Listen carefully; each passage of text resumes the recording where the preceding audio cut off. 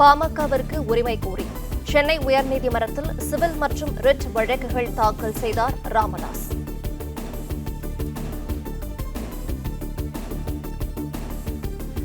பாமகவிற்கு உரிமை கோரி சென்னை உயர்நீதிமன்றத்தில் சிவில் மற்றும் ரிட் வழக்குகள் தாக்கல் செய்தார் ராமதாஸ்.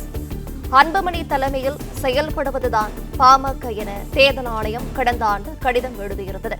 இது தொடர்பான கூடுதல் விவரங்களை வழங்குகிறார் செய்தியாளர் பாண்டியராஜன். பாண்டியராஜன், வணக்கம். விவரங்களை சொல்லலாம்.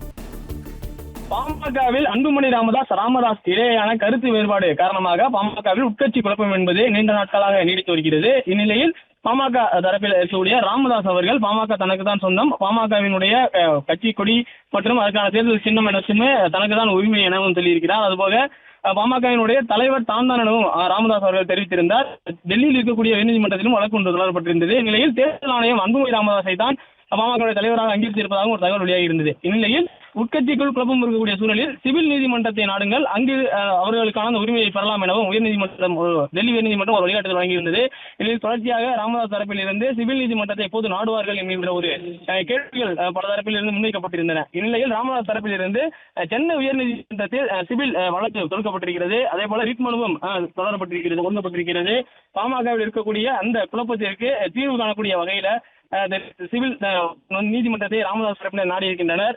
இன்று ராமதாஸ் தரப்பில் இருந்து 2 பேர் டெல்லி சென்றிருப்பதாகவும் சொல்லப்பட்டிருக்கிறது. அதாவது தேர்தல் ஆணையத்திற்கு சென்று அங்கும் ஒரு மனு கொடுப்பதாக சொல்லப்பட்டிருக்கிறது. அன்புமணி ராமதாஸுக்கு அதிகாரம் கிடையாது, ராமதாஸுக்கு தான் அதிகாரம், ராமதாஸுக்கு தான் பாமக சொந்தம் என்கின்ற வகையிலே அந்த மனு வழங்கப்பட்டிருப்பதாக ஒரு தகவல் வெளியாகி இருந்தது. இந்நிலையில் பாமகவிற்கு உரிமை கோரி ராமதாஸ் தற்போது சென்னை உயர்நீதிமன்றத்தில் சிவில் வழக்கு தொடர்ந்திருக்கிறார். பாமகவிற்கு உரிமை கோரி சென்னை உயர்நீதிமன்றத்தில் சிவில் மற்றும் ரிட் வழக்குகள் தாக்கல் செய்யப்பட்டிருப்பதாகவும் ராமதாஸ் தரப்பில் இருந்து ஒரு தகவல் வெளியாகி இருக்கிறது.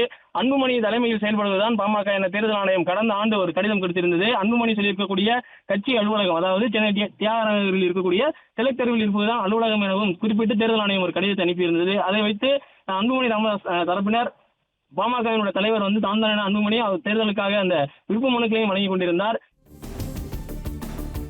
விவரங்களை வழங்கியமைக்கு நன்றி. பிளே ஸ்டோர் மற்றும் ஆப் ஸ்டோரில் இருந்து பாலிமர் செயலியை QR கோடு மூலம் பதிவிறக்கம் செய்யுங்கள். செய்திகளை உடனுக்குடன் பெறுங்கள்.